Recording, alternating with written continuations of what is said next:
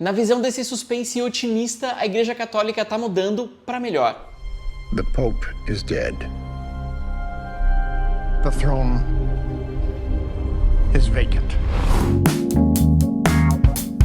Oi, eu sou Bruno Carmelo e hoje eu venho falar sobre Conclave, filme dirigido pelo Edward Berger, baseado no livro do Robert Harris. Mas antes, segue o canal do Minha Marco aqui em cima, ativa as notificações para não perder nenhum vídeo novo. A trama se inicia com a morte do Papa, o que implica na necessidade de trazer 104 cardeais do mundo inteiro para ficarem enclausurados até decidirem quem vai ser o próximo pontífice. E aí começam as intrigas e os jogos de poder. Eu aviso que esse vídeo vai ter só um pouquinho de spoiler lá no final e eu aviso antes, ok? Primeiro, ele se anuncia como um filme de procedimentos. Em outras palavras, uma narrativa encarregada de revelar códigos ou práticas que ele pressupõe desconhecidos do espectador. Por isso, diante da morte do Papa, a gente descobre que é necessário, por exemplo, retirar o anel da mão dele, guardá-lo muito bem, porque ele vai ser utilizado pelo próximo pontífice, que é de praxe selar o quarto onde foi encontrado o corpo de maneira muito específica. Todos esses rituais são muito importantes no começo da trama, porque eles ajudam o espectador a perceber toda a gravidade desse mundo repleto de regras. Segundo, o local onde todos esses religiosos ficam presos até decidirem pelo novo Papa tem uma configuração muito interessante. Por um lado, é um local maravilhoso, riquíssimo, eles têm todas as refeições mais fartas à disposição, mas também existem grades de ferro que se fecham pelas janelas,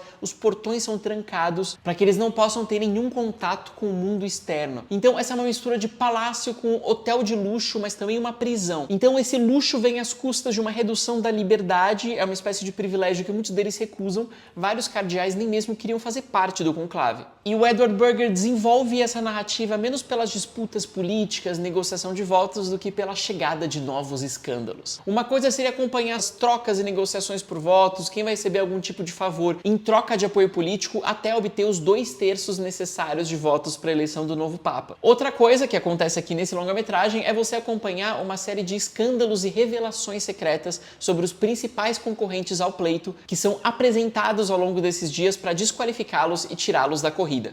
Então, de brincadeira, muitas pessoas têm comparado o Conclave a uma novela, um reality show, nesse sentido de ser movido essencialmente pela revelação de novos escândalos. Enquanto isso, a gente vê o Tedesco, que é um cardeal italiano com grande taxa de rejeição, mas a gente também não sabe muito bem por que tantas pessoas ainda insistem em votar nele, a gente não acompanha as promessas que ele faz ou como ele consolida a sua base eleitoral. A gente não entende por que a intenção de voto no cardeal Bellini, interpretado pelo Stanley Tucci, é tão fraca. É preciso apenas acreditar na direção e no roteiro que alguns cardeais são os favoritos e pronto. De qualquer modo, o que interessa aos criadores é compreender que o ponto de vista pertence aos religiosos progressistas ao invés dos conservadores. Os maiores inimigos nesse caso são os líderes racistas, misóginos, homofóbicos, islamofóbicos, enquanto os nossos personagens principais representam uma visão muito mais tolerante da Igreja Católica. O verdadeiro desafio desse conclave para os nossos heróis consiste em barrar a chegada de um novo representante conservador. Na direção, é preciso dizer que o Berger não é um cineasta nada sutil. Ele já tinha feito um filme de guerra muito afetado, muito espalhafatoso, que era o Nada de Novo no Front,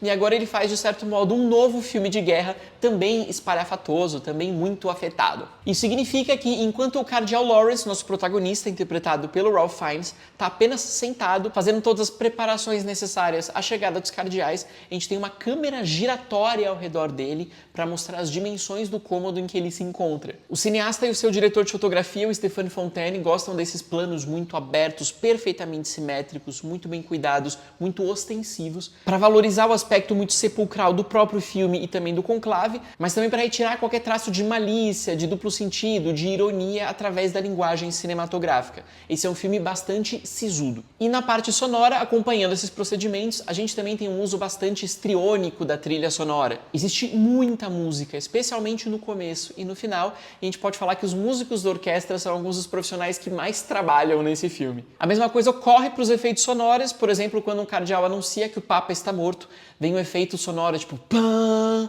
para a gente poder perceber que aquele é um momento realmente grave. Em paralelo, quando Lawrence enfim cogita votar em si próprio só para barrar um adversário que está mais bem cotado nas eleições, esse vai ser o exato momento em que uma bomba entra pela janela, atinge o local onde todos os homens estão. Isso não é um spoiler, já está nos trailers. Pro Lawrence, então, olhar para os céus, admirar um mural, um afresco religioso, como se ele estivesse sendo, de certo modo, punido pela sua ganância repentina. E depois dessa explosão, os cardeais vão ficar durante várias cenas com quilos de pó pó branco sobre essas túnicas, essas vestimentas vermelhas, como um símbolo de que suas vestimentas impecáveis também têm sujeira, também estão manchadas. Até como simbolismo, como gesto da direção de arte, algo bastante exagerado. E muitas outras cenas acompanham essa lógica de um cinema da catarse. Por exemplo, um dos fortes concorrentes vai ter uma briga muito barulhenta, muito chamativa, em pleno refeitório, na frente de todos os outros, porque pro Burger todos os vícios e virtudes, todos os problemas de disputas precisam ser exteriorizados e explicados de maneira muito clara ao espectador. Conclave também tem muitos momentos de discursos inspiradores ou ameaçadores. Numa sequência fundamental da narrativa, o Lawrence faz uma homilia valorizando o poder da dúvida, e as falas dele vão ser utilizadas adiante contra ele em muitos momentos. Depois disso, a gente vai ter 3 personagens importantes também fazendo grandes declarações ou dando grandes lições de moral uns aos outros, trazendo a sua visão sobre como a religião deveria ser e como a igreja deveria se portar. Como a gente percebe, esse é um tipo de cinema muito clássico, movido por grandes cenas de bravura, grandes cenas de Oscar, como a gente costuma chamar, quando se deixa muito claro quem são os bem-intencionados e os mal-intencionados, onde estão as luzes e as trevas. Curiosamente, esse formato de roteiro muito mais quadradinho, mais explicado e mais antiquado,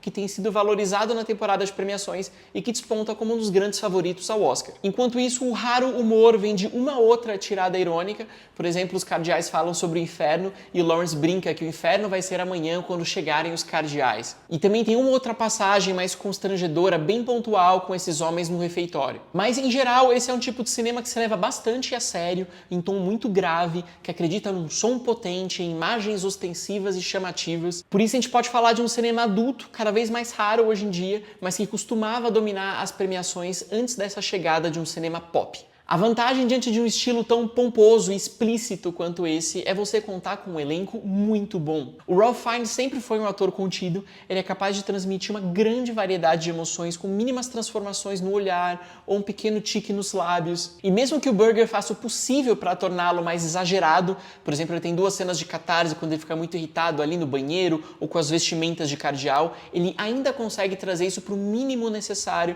Então, se tem alguma forma de sutileza que decorre do conclave, vem de grandes atores como o Ralph Fiennes. Já o John Lithgow é uma escolha muito interessante, porque ele costuma ter essa imagem de bom moço, ele não tem uma voz que intimida muito, e por isso mesmo muitos cineastas começam a utilizá-lo como um lobo em pele de cordeiro, ou como um sujeito pretensamente gentil, mas que pode esconder alguma coisa sinistra por trás, e o ator se delicia com esse papel. Quem também está muito bem é o Carlos Dias, que faz um cardeal mexicano. Ele precisa ser uma figura misteriosa, porque ele chega atrasado no conclave, ninguém conhece muito bem, não sabe o que ele defende, e o ator consegue manter essa ambiguidade, essa dubiedade até o final. Atenção, a partir daqui, alguns spoilers pequenininhos. O desfecho de Conclave deixa a desejar devido ao seu caráter um tanto ingênuo e inocente. O roteiro acredita que, apesar de alguns religiosos virem construindo a sua base de votantes, fazendo todo um trabalho de política mesmo há muito tempo, um outro candidato muito menos popular, que não tinha realmente o apoio de ninguém, possa vir a conquistar 2/3 do voto. É fácil demais e completamente improvável que um simples discurso defendendo as virtudes da igreja, que ela volte aos seus valores históricos, seja suficiente para garantir uma maioria de 2/3 e determinar a eleição de um novo papa. É muito bonito imaginar que a igreja esteja disposta a rever a sua xenofobia,